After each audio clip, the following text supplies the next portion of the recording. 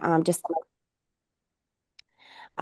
so my own work, my goal was to contribute to work centering community and family engagement. That's kind of how I started. I was thinking more along the lines of how do we strengthen connections between K-12 schools and particularly linguistically and culturally diverse families? Because as I'm sure most of you have experienced based on what you've shared as far as your intersectional positionality, we don't have the most inclusive school systems and practices in most cases for our culturally and linguistically diverse students.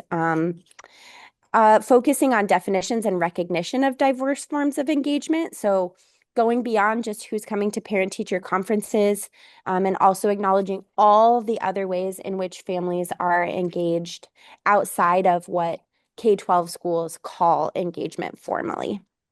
And then also to highlight elements of mother work and build on existing research and identity work. So again, we had an NSF funded grant back when NSF was funding grants that that included diverse student backgrounds and wanting to better represent historically underrepresented populations. We focused on STEM and family-based problem learning. So families worked together in STEM settings, kind of like project-based learning, but with a family aspect is the kind of the best way to boil that down, I suppose. And we also had a conversation group component. So we did both gardening and rocketry. Those are both things that are great to do with all ages, but we worked with middle school girls and we used community cultural wealth framework. So that focuses on cultural capital, so all the different wealths and abilities and strengths that families bring to the table that maybe aren't recognized by our institutions. So that can be language, so there's linguistic capital, familial capital, social and navigational capital that help our families and students to sort of navigate institutions and social settings, as well as aspirational and resistance capital. So their hopes and dreams in spite of the barriers in their way, and then the skills that people gain by kind of systematically and strategically pushing against some of those barriers. We had, like I mentioned, daughters all had to self-identify as Latina, and there were 159 caregivers that participated in the survey component. So we had a control group and a experimental group. The control group just did the surveys. Experimental group participated in the actual programs, which I'm going to share with you that have applicability to your classrooms. 149 were women. So there were only 10 men. They were all fathers or stepfathers. And the women were mothers, stepmothers, sisters, aunts, grandmothers. There was this really wide range of mothers that weren't just biological moms. And there was a range of educational experiences. So these things that we're going to talk about today will work with literally any group, any population, but also just to recognize that there are still strengths and abilities with all the families that we serve. My research questions aren't super relevant to your own contexts, but these were kind of the things that I was focused on throughout, looking at how our program went afterwards, but I was embedded in the actual program as well. So when I'm talking to you about the alchemy of motherwork, I'm really using these two frameworks, community cultural wealth and matricentric feminism, in order to kind of situate these things. So community cultural wealth, again, talks about those 6 types of capital. There are also 3 additional capitals, spirituality, ganas, and pluriversal.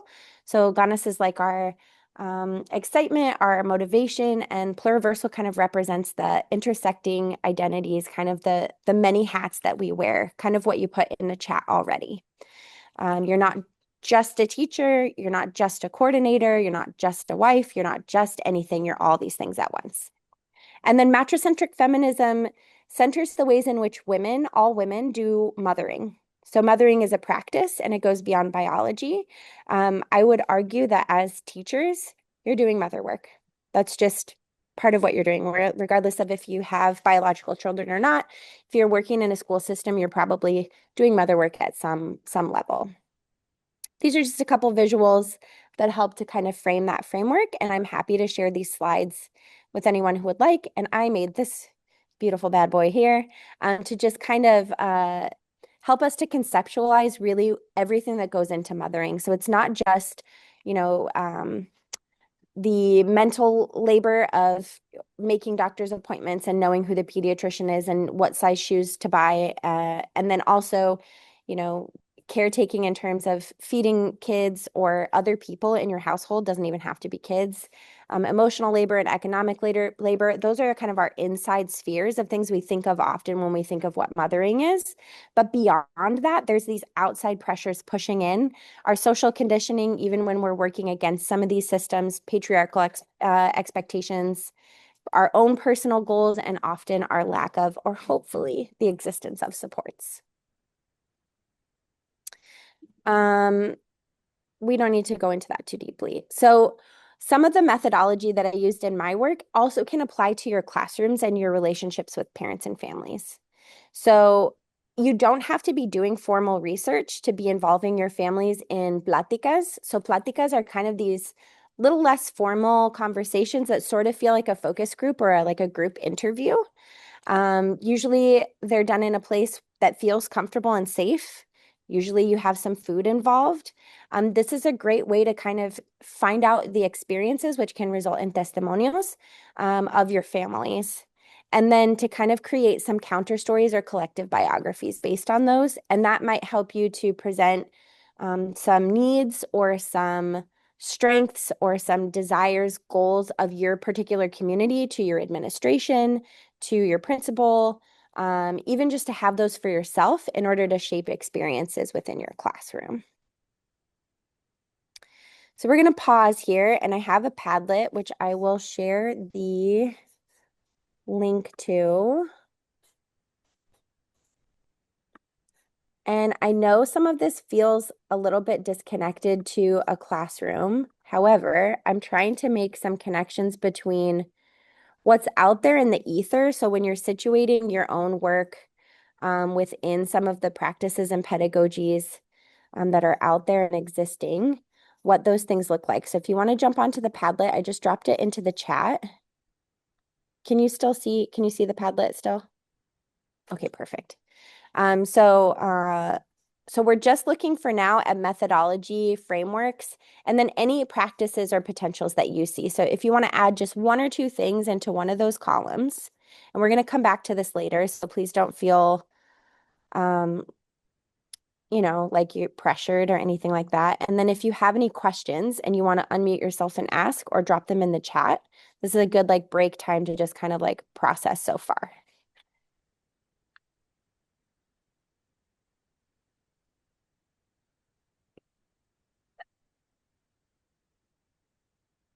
So one potential might be like a mental model using a photo collage and meet the teacher.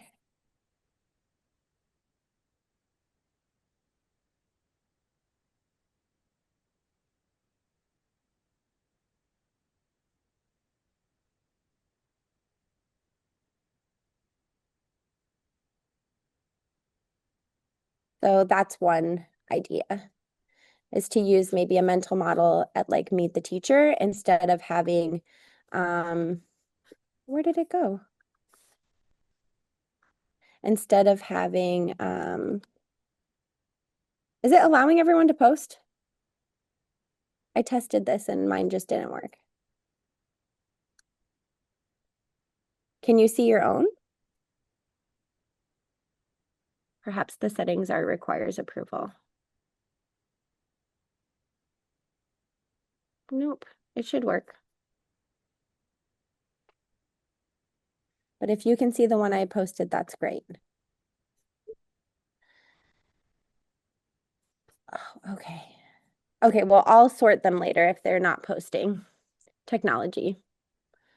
That's probably the most accurate reflection of a classroom. So let's just have, maybe, is there a volunteer that feels comfortable unmuting and sharing something, and we'll revisit the Padlet. We'll pivot and revisit the Padlet at the end. I can go, Ashley. You had me thinking with the pláticas. just we're actually getting ready to start looking at dates for our family nights for next year. And so it just got my wheels turning about, often we think about those big nights and we spend so much time planning them. And are there other little opportunities that we need to be looking at? And if that's something when we revisit our allow plan in the fall, is that something we can look to kind of incorporate into our family portion of that? So just, I like that idea that it doesn't always have to be this massive undertaking and that there could be some of these little opportunities and what that might look like to help support families. So yeah, And thank maybe you. sharing some of that planning with families in that way. So generally, a plática will have some guiding questions, but it's Okay. also very open. It's also very open to kind of following the flow. There definitely has to be a level of trust built there. But I find that I created some of these third spaces in my own classroom when I was teaching middle school. And so we weren't calling them pláticas at the time. I didn't have that terminology, but I would open my classroom and say like, hey, we're just going to do like a really informal breakfast get together in my classroom. It's not a whole school event. It's just my classroom. And so, I'll make sure the doors are open and I'll have, somebody waiting there to walk you to the classroom. And I brought breakfast things, but so did a lot of the moms who came, because that's a very, culturally common thing to do. And we just talked. And so I might have said, well, we're going to get together and talk about upcoming events or upcoming testing. But through our conversation, there were also so many things that I learned about the needs in my classroom and community. And so there may be things that they would like to see at some of those events too, and they could have a hand in planning. Yeah, I like that of incorporating, we often talk to the stakeholders in our different communities, but this allows it, to kind of be reaching directly to the parents of our Yeah, and student who's a bigger interest caregivers. holder than your parents, really? Right, Like who has a exactly. bigger interest in what's happening in your classrooms than Mhm. the parents of the children, really? Yeah, that's Yeah. great. Hmm. I can share one that I put down. Yeah. That I put it under, I think it's pedagogy, something else, my practices in pedagogy, Hmm. goal setting with students. And it just came out of a conversation I was having recently during ALPA testing with the students around, what is their goal and how are they working towards that and kind of helping them see how it connected to actually taking the ALPA test. At the end, the student was saying something about like, you sound like my aunt. And I was like, yeah, okay, yes. This is like how I would talk to my own children about this kind of thing. So Yeah. connection for me. Yeah, yeah. I mean, that's a student recognizing the mothering that you're doing with your, and I think that's probably one of the places where students experience the most mothering outside of their immediate family or community connections is at school. I genuinely believe that. I actually was just doing an interview with a teacher for a completely different project, and she called herself your teacher auntie to her students. Listen, your teacher auntie doesn't want that for you, or your teacher auntie really believes that you can whatever. And so I think like even just naming it that is really beautiful. Anybody else before we move on?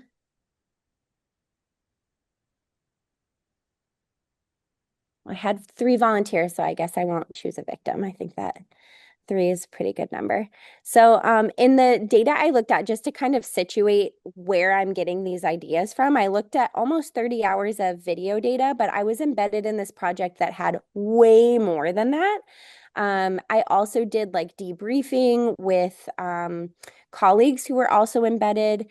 There was lots of member checking that way. So even though I wasn't able to go back to the parents that were involved, the mothers that were involved in this study, I was looking at survey data, videos, observational data, and debriefing with colleagues. So I'm not making this stuff up just like because it's ideal.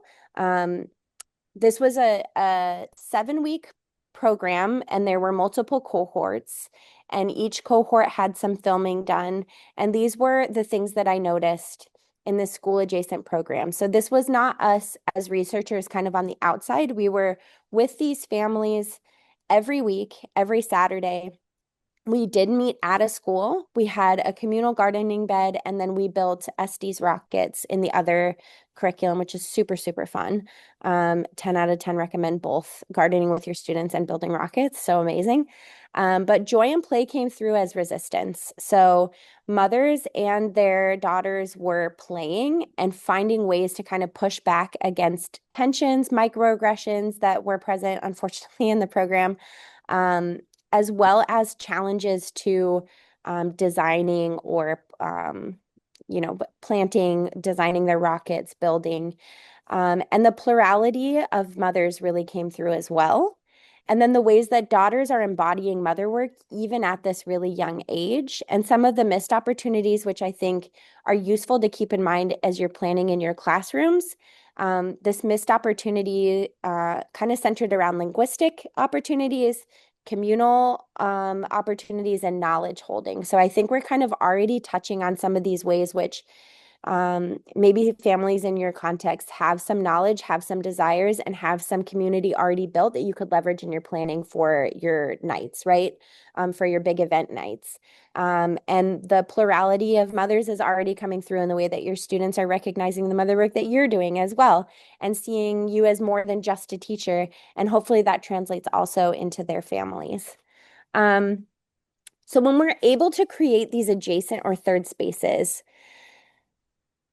if that is like a really small talk or a really small get together in your classroom in the morning, if it's maybe some communal planning in terms of how you're going to prepare for a big, science night or a literacy night, involving community is always a first step. So I know you mentioned that you talk with interest holders in the community, but if parents aren't part of that interest holder group, then there's probably some other groups missing, but definitely involving parents is a really huge first step. And then recognizing capital both in your students. I think we emphasize that a little bit more, at least if you're logged into this symposium, you're probably focused on emphasizing the strengths of your students and you're wanting to connect with your families. Maybe our larger national narrative right now isn't that language, isn't that emphasis.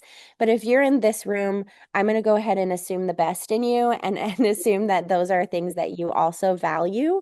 But we have to go beyond just seeing the school as a source of knowledge and really honoring that it's not just about teaching parents how to be better parents or teaching families how to function within the school system, but also us as school staff, as teachers, learning how to function within our communities and recognize the power and the strength that community members, parents, families bring into our spaces as well.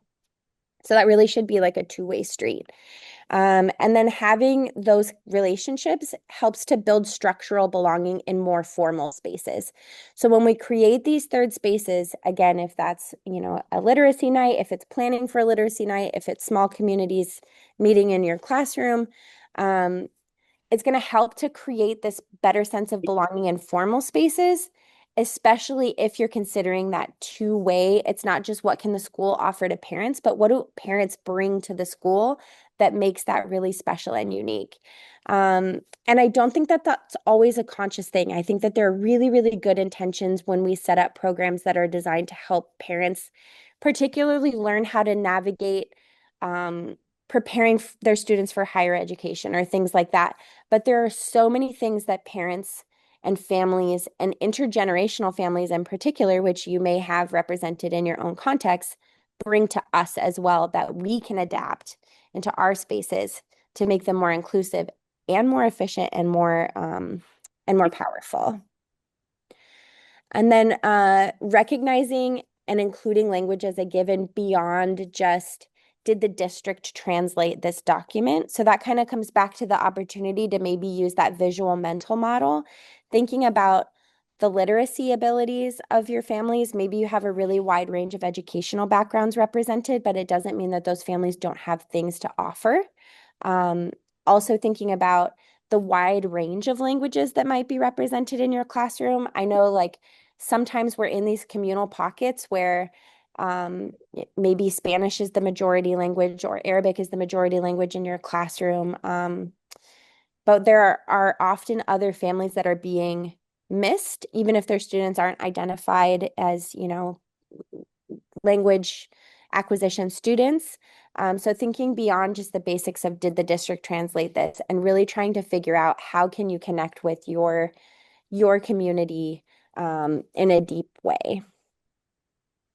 So I was going to try to revisit the Padlet, but it seems like we may be having some technical difficulties, probably due to my setting up of the Padlet somehow. I'm going to click back over and see if we can see anything if I refresh. And if not, we'll just, oh, we've got some stuff there now. I'm refreshing. So it looks like some of them posted. Does anybody else want to add on here, or we can just kind of share out verbally also, and I'll try to change those Padlet. The idea of the Padlet is that you'd be able to use it later, so I am going to try to fix it. But for sake of time, maybe if we could have a couple different people unmute. So kind of pondering on these ideas, is there anything that you would add now? Thinking about methodology or maybe your practices or opportunities that you could apply some of these third space ideas, or specifically involving mothers.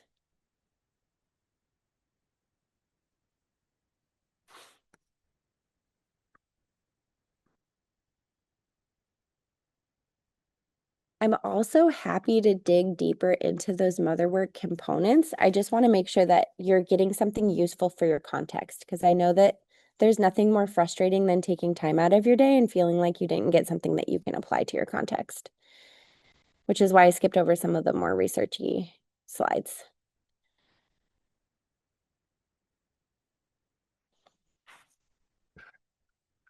Anything extra that anyone wants to add?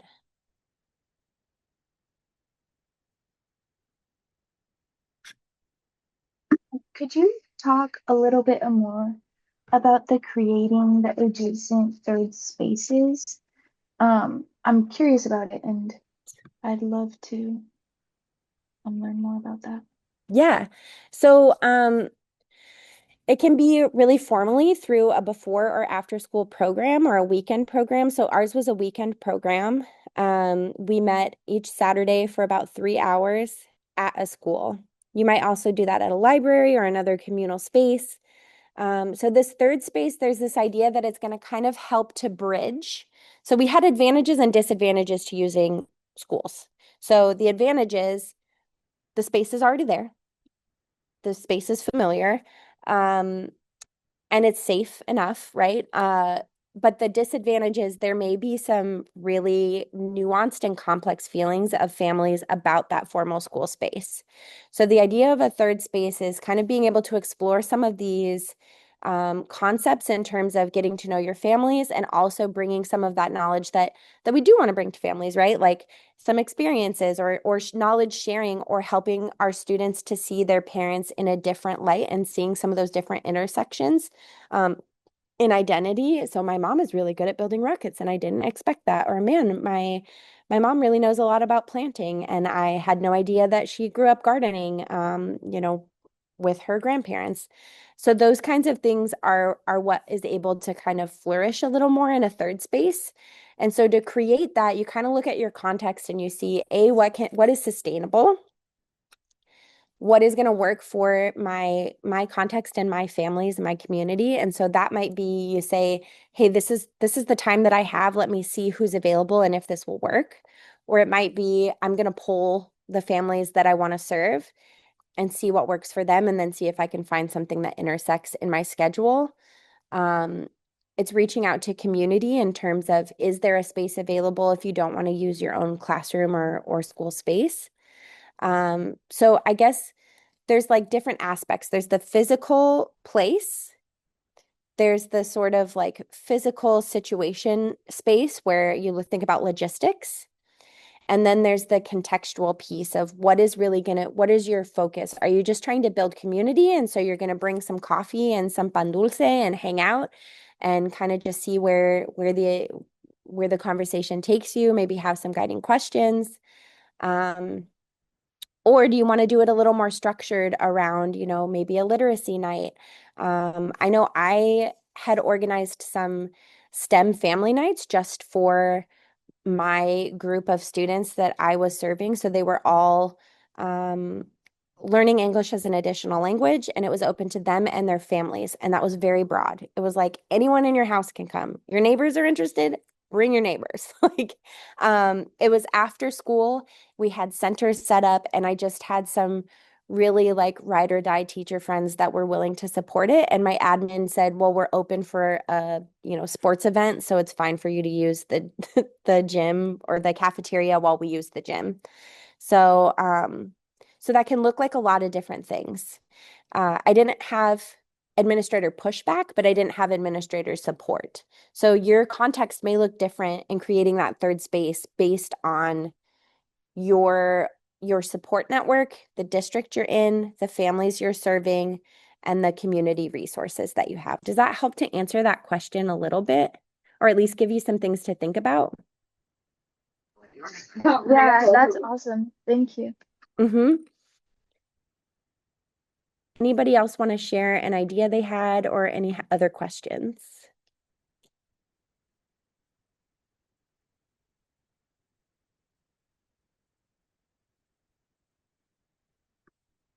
Okay.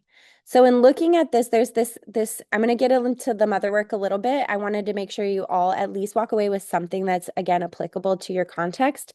But there's lots of doing mother work, navigating mother work, and transmitting mother work. And so as you're thinking about creating these third spaces, thinking about the things that, because just the reality is that you're probably going to have a larger number of women participating in these adjacent spaces.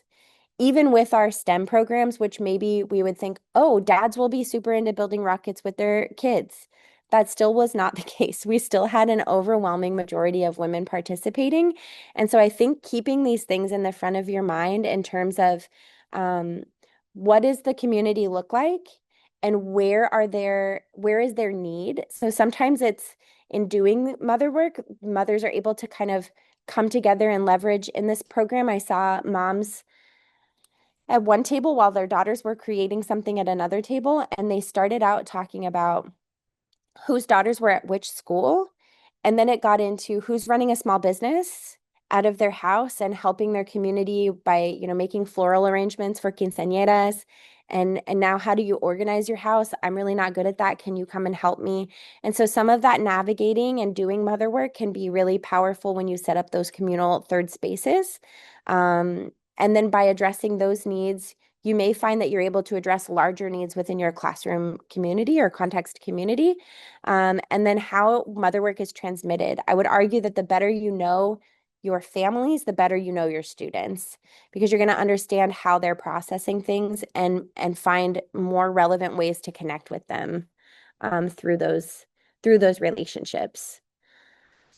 So I think, again, keeping in mind the doing, navigating, and transmitting, and I can get into those later. We still have plenty of time. I just didn't want to focus too heavy on the research without practical classroom application. And then recognizing plurality. So going beyond just like what funds of knowledge do your families have? What are their skills? What are their abilities? But also recognizing that they're not just parents of children in your classroom. I think a lot of times we, and maybe not we in this Zoom room, but we, the larger K-12 we, assumes that parents of students learning English are less involved because they're not at, again, parent-teacher conference night, or they're late to something, or they don't respond quickly to an email. But when we think about all of the other identities, particularly in our current political climate, that parents are and caregivers of culturally and linguistically diverse students are filling, I think that's very understandable. You can embed resistance and see resistance in your families and everyday activities. So even creating this third space is a way to practice resistance against institutional racism. you creating this third space and saying this is a welcoming space for you is a way to participate in resistance activities. So like, yay for that. As the world burns, we can do something. There is something we can do while everything feels really big and scary right now. And then again, mother work is transmitted and transmuted simultaneously. We're teaching this next generation how to function, not just as academic individuals, but or citizens, but also as just like human individuals. And so the mother work that's happening both at home and in schools is radically changing this next generation, and hopefully for the better, because man, is it falling apart. And implications and recommendations. So again, some of this is researchy, but I think if you think about connecting these theories and practices with the intentionality of centering the families in your context and community, the research still can translate into practice for your families. And then building, again, intentional discussions and supports and opportunities for community can have really powerful impacts on your own context. We can do breakout groups, or we can kind of like take a minute to process if there's other questions. But I'd love to, I don't know if we can actually do breakout groups now that I think about it, because we're already in a breakout room. But I would love to hear if there are some things that you're already doing to create third spaces. Or maybe if there's some things that you would like to try, or any questions that you have in terms of logistically getting things off the ground, or advice in that way. I really want this to like be a way to share research in a way that's translates into classroom practice, because I think teacher voices are really missing from this research side of things.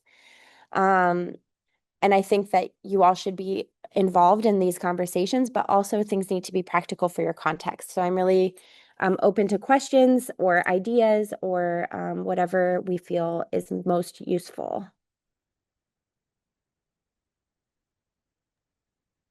I'm trying to see if we can like create another breakout rooms, but Perfect. it seems it's might not like. Let me check again. Okay. Yeah, Um, I didn't even think about already being in a breakout room. That breakout rooms yeah, does because not work. we're already in a breakout room, so Mhm. that might not like work. Let's see. So for now, let's use the chat. If you have, Okay, Padlet let's. is a great idea, but it wasn't working very well. So I'm going to stop sharing, and I'm going to Okay, try to fix the Padlet. But in the meantime, if you have a question or an idea that maybe could spark some conversation, can you put it in the chat and just send it? And I'll try to fix our Padlet. The idea of the Padlet was to have some communal idea sharing.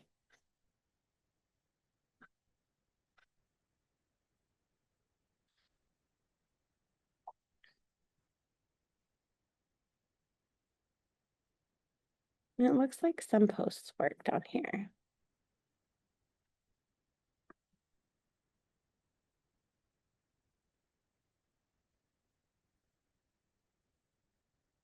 Okay, so I'll ask a more specific question. Is anybody already using third spaces in some form in your practice? Can you hear me? Yes. Oh, perfect. So this year I'm at the Charles City School District, and this year we did a culture fair. This was our first year doing it. Mhm. So where we encouraged our families to come in and just kind of showcase their culture. We opened it up to the community, and the idea was just to kind of raise awareness, one of the different cultures that are in the community, but also for like our families to be able to like get to know each other and intermingle. And like it was it was a small event for the first year, but it was really a great experience. Like our families came and they had so much fun, and like the feedback was really positive from like the community and the families. And I feel like people left knowing a little bit more about the other people in our community. I love that. Can you talk a little bit about how, and I don't know how embedded you were in terms of like logistics for that event, but can you talk a little bit about how you engaged families, how you approached families? So it was an idea we had kind of come up with last year. So when we started school this year, we have like the intake conferences, and we just kind of threw it out to parents to see who would be interested. And then we followed up with the parents throughout the year, like a couple times throughout the year, because we just did it in March. and just kind of calling our families. We focus mostly on families that are currently in our ELL program. Our hope is to kind of extend it out into the community more too, but just having those conversations, calling the parents, talking to them about it. And then I think once like we kind of put like a presentation together with like examples from other schools. And once they had an idea of what it was, then we had a lot of like families that were really interested in it. I love the idea of sharing examples too. So it doesn't feel like we're asking parents for something, because this is the thing, we're all learning this together, right? Like this is a huge shift in the way we think about K-12 education to involve families in this deeper way and really make these golden opportunities happen, right? This idea of alchemy through parental engagement, through mothering, and so I think it's a big shift for school systems, but it's also a shift for our parents because we haven't allowed the space for them to show up in that way. And so I think providing like, here's some examples for what this could look like from other schools is so reassuring, so that it's not just like, yeah, come to this culture fair and show us your culture. Cause that can feel really big too. Like, okay, I'm supposed to represent my entire, like, what does that even mean? Am I representing, speakers of a specific language or from a specific place? Or what if I was born here, but my child is still, in this language acquisition, like what is culture even? So I think that's really beautiful to kind of provide some starting places too. Yeah. And we actually were able to collaborate with one of our high school classes, the World Cultures class. So like all of the countries that were represented, they did like research and created like a trifold informational booth. So then our families were like, language might be a barrier, had something at their tables that people could like read and learn from too, if they weren't able to like necessarily communicate verbally. Which is a really beautiful way to bring in also, if you're doing it in your classroom or if there's restrictions right now that you can't do that in your classroom for whatever reason, or somebody, my principal when I was in the classroom always said, once your door is closed, I trust you to be the expert and I'm not going to micromanage you, which was really beautiful. He wasn't necessarily in the room supporting me, but he wasn't stopping me from doing these things. So that could be a really great way to incorporate different content into your classroom too, to make those trifolds as part of like a classroom assignment or a communal classroom, moment. Or it can be done, as another third space opportunity as well. So that's really cool. Someone in the chat asked if you could talk a little bit about what country cultures were represented at that event for you. We had, I think, 8 different countries, Mexico, Puerto Rico, Cuba, Canada, Nicaragua, Ecuador, Morocco, South Korea. Like our foreign exchange students were involved. We actually partnered with Cultural through Des Moines. It's an organization that has like cultural ambassadors that go out and do events. So we were able to get 3 ambassadors come. There was a man who kind of taught like the history of salsa dance, like where it originated and how it's changed and how it is represented in different countries now. We had a Native American man who came and just kind of told stories in the history and like had a bunch of artifacts that people could see, which was really neat. And then we had a lady from the Philippines who came and talked about like the Philippine culture, because that is one of the cultures that's really represented in Charles City, but I had a hard time getting families that wanted to participate. A lot of them travel over the time because we did it kind of right off of our spring break, and a lot of our families travel during our spring break. So we were kind of limited on that. So this brings up 2 really great points to think about when you're thinking about creating third spaces in your classrooms. One is that not everybody's going to feel initially able, due to time constraints or whatever it is, like logistically, or safe in terms of, okay, you're going to put out a culture fair in a place where, I mean, I want to be as diplomatic as possible, but just saying it like it is, where like, what if ICE shows up because it's a culture fair? And then recognizing that there's a need to represent community that's either in your classroom, at your school, or in your larger community that maybe isn't as present in who's able to participate for whatever reason they may or may not be able to participate. and finding resources. I can almost promise you there is an Indigenous community in your area that has some outreach somewhere. Like, Indigenous communities are incredibly active. They're not a thing of the past. They're very much right now. So reaching out to some of those, it sounds like that's what your school did, was to reach out to some community partners as well. So I think that's a really powerful way to say you and your family matter, even if you're not in a position to participate in the way that we've set up for this event. And then the second thing to think about is cycling back maybe for the next iteration and saying, could we do this at a time that is more inclusive for some of our families that travel? Or is there a way to bring more families in who maybe are hesitant for whatever reason that might be? That was really beautiful. Thank you for that example. So that's a concrete third space that's already happening, and a way to build in some of these different perspectives into what you might be doing in your own contexts. Are there any other questions, or are there other examples of how third spaces are or might go in your context? We've I can done. share. Oh, go ahead. No, you go first. Sure.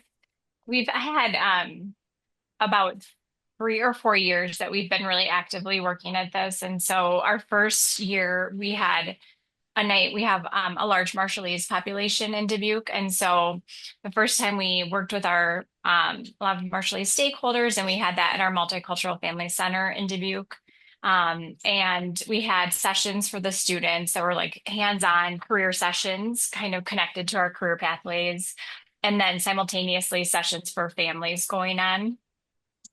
We make sure to have childcare at those, so that's looked That's differently. huge, huge, huge. Yeah. So sometimes at that point it was like a counselor, one of our school counselors, and then we kind of tapped in now more to our FACS classes. So students who are in the intro to teaching, maybe coming in with their teacher to do those. And then we did that for 2 years. We also had one of our Spanish speakers that was held during the day.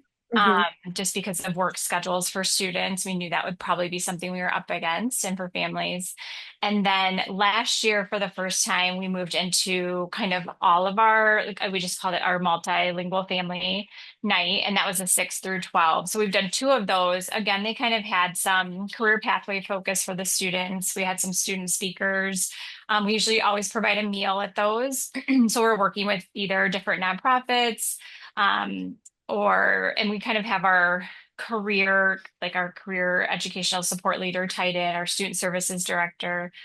And then just last week, our elementary did their first one. And so they did more of like a resource fair for getting ready for summer. So they had some community resources, and then also all these different camp opportunities for the summer. So like the soccer program, one of our nature centers in town offered to do several different hikes in different languages that are represented. So people could sign up for those. And so families just came through and walked around, and they could sign up or get more information. And then they had gotten some books donated. So students got to take books when they left that. And we opened that up through 7th grade. And then we also had some high school students. We're trying to really empower some of our high school students who are bilingual, multilingual, to think about interpreting and translating as they're, really developing those languages. And so they came to help kind of facilitate with families at tables if they needed that. So we are looking at lots of different ways next year, considering a K-12 event and what that might look like. And so when I got here today, 2 of our teachers who have been on this morning, they are all excited, thinking in terms of the STEM lens might be a good idea. So, and STEM can be really broad. So here, well, I'm in California for this conference, but my context is Arizona. So when I was teaching in Arizona, we had and anyone can access it. Actually, let me get the website and drop it in the chat. I don't know that they lend materials to other states, but they may have alliances with other geo alliances. So here's the website is in the chat. There are some great things and some not so great things about some of the lessons on their website. They are all teacher tested. There may need to be some adjustments to be more culturally responsive in some of the lessons, just to full transparency. They were done with very good intentions, but they're not all done with people who are already sitting at the culturally relevant and responsive table. Just full transparency. But that being said, there are printable lessons ready to go. So I used a lot of these lessons in my own STEM night. There's a spice lesson that's really great that is really hands-on and could represent some of the different cultures in terms of getting spices that are really common within a specific community and having some of those and having like an adjective wall. And having that be something where any language could be put up on the wall. So it can really be something as simple as just having some spices out on a table and maybe sharing some stories, maybe having even with older students, like a listening center where they're able to just talk with their caregiver about, hey, you smelled that spice. What does that remind you of? Or can you think of a story? And having some heritage built into those moments as well.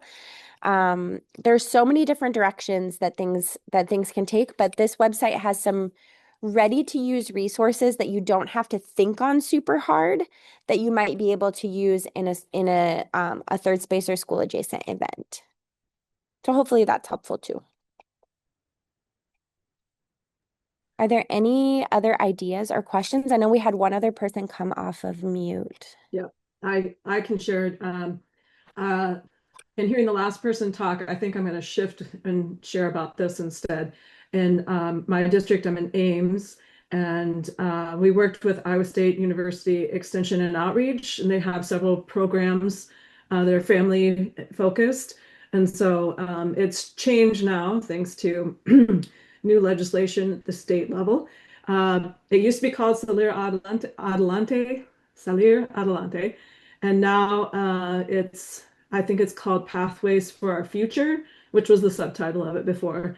The change is about being accessible for whatever language background, whereas before it was very focused on Spanish-speaking families.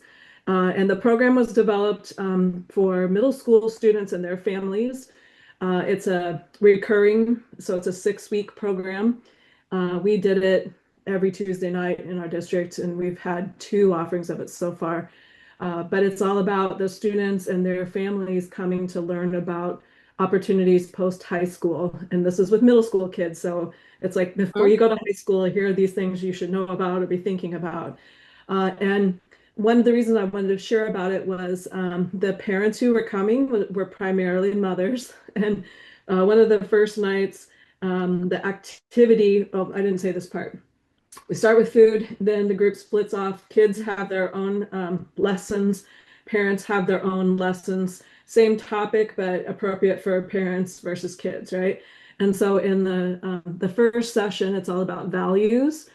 And this group of mothers was sharing about what values are important for them, for their families. And it was just so like moving the level, the depth of like personal stories that were being shared.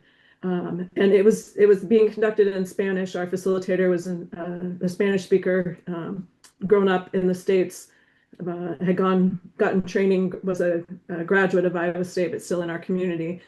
And as someone who isn't completely fluent in Spanish, like I wasn't getting all of the words, but I was totally understanding all the emotions. So it was just, yeah, a fascinating time. And so I still feel super connected to some of those mothers, even though this is a couple years back now. I think that's so beautiful.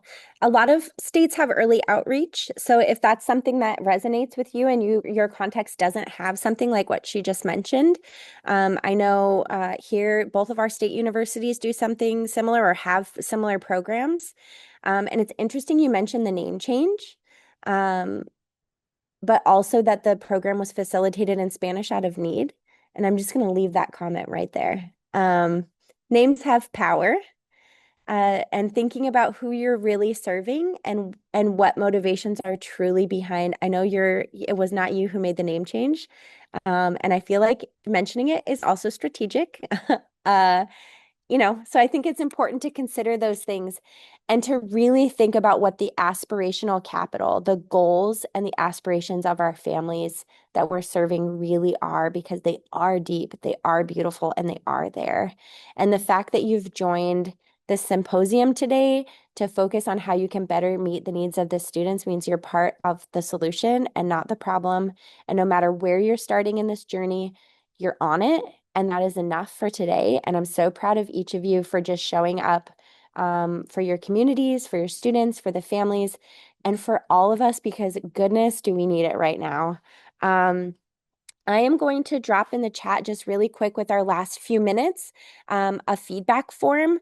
That's just for me to get an idea. And also, if you add your email to the bottom, you can let me know if you want me to send you the slides, if you want follow-up information, if you're planning an event and you want some help in terms of like logistical tips or ideas or resources, please reach out to me.